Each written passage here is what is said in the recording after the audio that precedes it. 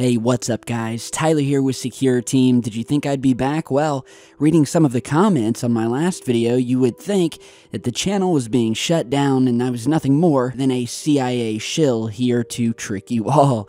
So let's just start today's video and touch on the elephant in the room, which was my last video that I posted this past April 1st, entitled, "The Experiment is Over."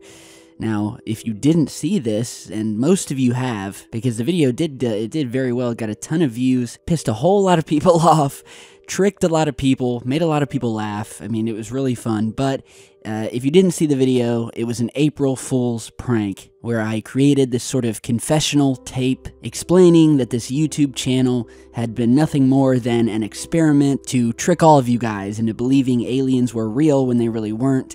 And I think it went over pretty well, and I gotta say, guys, I'm honestly surprised by just how many people this fooled.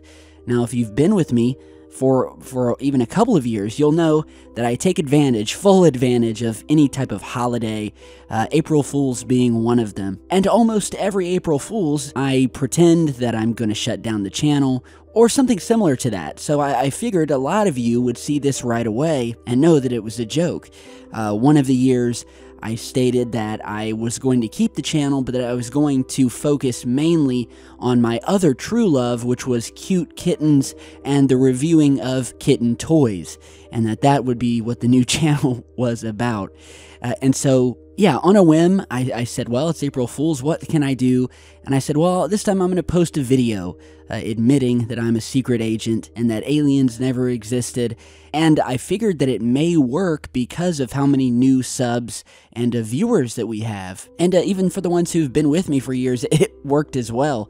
Reading from the comments, I think I fooled, I'll say 70% of the viewers who watched the video who literally thought that what I was saying was the truth.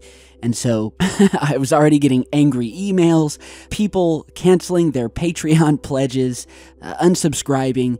And I gotta say, when people are unsubscribing and they're sending you rage-filled emails, then you know that your April Fool's prank was a success. And other people, went a little further.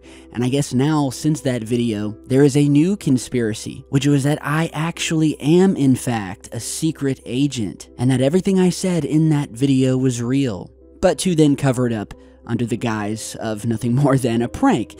Well, let's just shut this down here. It was an April Fool's prank, alright guys? I'm not sitting in some dark CIA basement room in hopes of brainwashing the masses. I assure you. I mean, most of the time I'm sitting here and I have a cat sitting in my lap or something like that, but I'm not a secret agent, and I assure you it was just a prank, and I hope you guys enjoyed it. I had fun making it, just something I threw together, and it seemed to be a success. So let's get to the topic of today's video, the first topic, that is, which were a set of some very strange lights seen over the Detroit, Michigan area and surrounding areas. So check this out. What the hell is this? They were flickering lights and there's a bunch of people pulled over on 75. What the fuck? They're changing colors? Yeah, but what is it?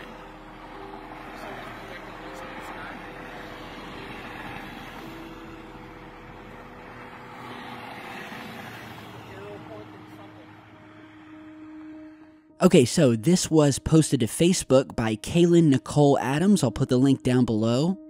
We have what appeared to be lights definitely in formation, multiple lines of lights that then start moving around, turning into other shapes. I have another video here that was also sent to me by a viewer whose daughter was driving home just north of Flint, heading towards Detroit, and caught this here. And of course, we've had other people sending in some Snapchat pics and videos and stuff, so I think it's pretty clear we have multiple witnesses to whatever this event was. Now, we have some potentially, mysterious, off-world reasons for these lights, but at the same time, it could also be something as simple as maybe a drone show. In the recent couple of past years, we've been seeing more and more like companies, big companies will hold these, what they're called drone shows. We'll have hundreds of these lit up drones that will create these magnificent pieces of, flying art. in the sky. And so that very well could be. I mean, it was kind of strange to me that this was over Detroit, so I'm trying to figure out what was going on there. If any of you guys out there have any new info, put it down below. But definitely, I would obviously wonder what the heck it was and post it online, so thank you guys who did. Now, in other news, if you remember a couple of videos back, we were discussing some of these strangities, as I like to call them, happening around the world. From weather phenomena, orange snowstorms, giant cracks in the earth happening all over the world, animals, birds, insects, all acting strange, and whether something was on the horizon. And one of the key sources that clued us in to this strangeness was an article posted on the blog of Linda Moulton Howe. You remember I talked about her, a well-known UFO researcher, and she created a post that was originally called "Something's Not Right in Southern Oregon," and the article referenced to a number of emails that Mrs. Howe had received from people around South Oregon describing the almost total disappearance of a number of different bird species, from hummingbirds to swallows to crows to vultures. And to follow up today, Mrs. Howe has now posted another article, and this relates to something else that has recently occurred. So I'm kind of connecting the pieces here, but we'll get to that in a second.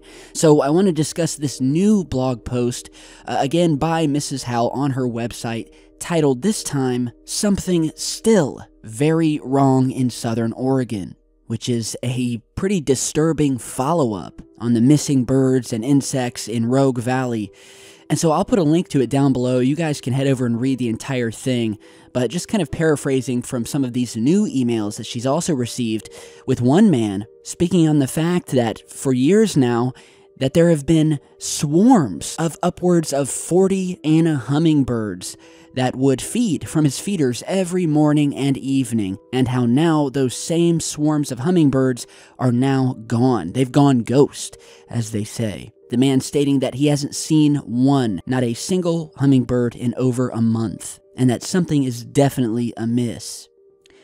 And so in my last couple of videos, we were talking about whether this strange behavior from our local wildlife, although never proven definitively in a scientific forum, has been confirmed many times over in anecdotal evidence. And so to add to this, we know that Oregon and California are both located on or near the San Andreas Fault. And as I was reading over the news today, it came to my attention that an earthquake has recently hit the San Andreas, or as some people call it, the Big One, fault line 3 times in the same place in California. Or in other words, California has been rocked by 3 earthquakes, all of them that hit almost precisely in the exact same spot, and they did it in less than 24 hours along this notorious San Andreas fault line.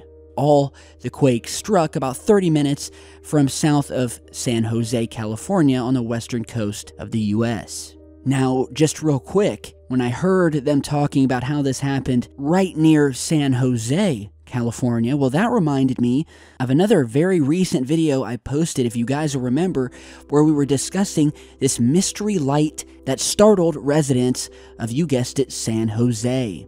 And in that video, we were discussing surveillance footage taken by the camera belonging to one of the homeowners of this mysterious, slow-moving object. You guys remember? I mean, it was just steadily moving across the sky, followed by a big white flash of light, which then caused, this massive boom.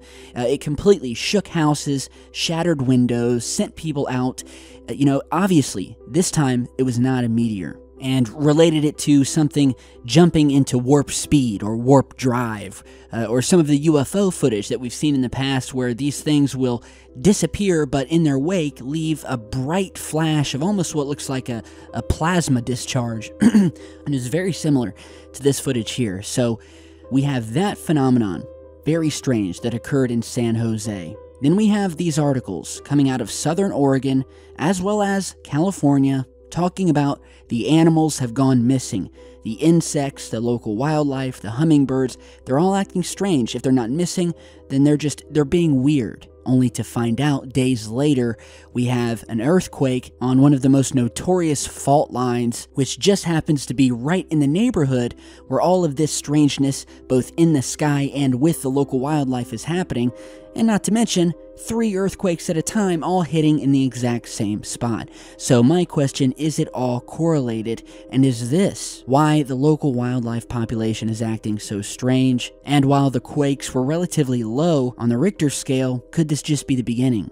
And will there be more to come? What are the animals trying to tell us? Again, I will follow this story, and I ask you to send me in emails regarding any sort of strange behavior happening with animals, wildlife, birds, you name it.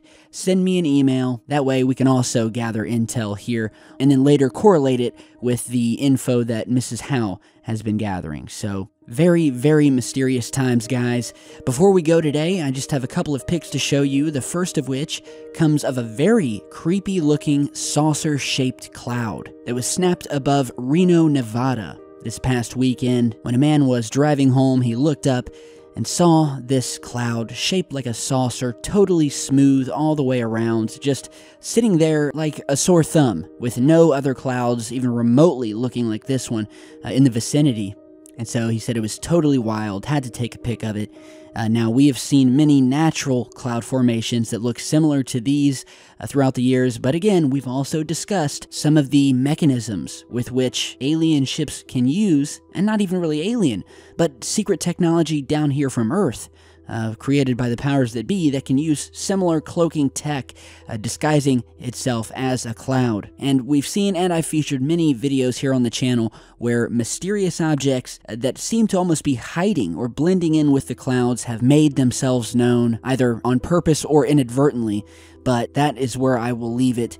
Natural or not, really, really interesting pics, and thanks to Randy for sending them in. With that, I'm going to get back to work, guys. I want to thank you for sticking with me all of these years and for being good sports with the April Fool's joke video that I posted. And, you know, for those of you who maybe got upset, again, I sincerely apologize. It's a big joke. You guys will come to find, especially if you're new, you'll come to find that I'm a jokester. I like to play pranks.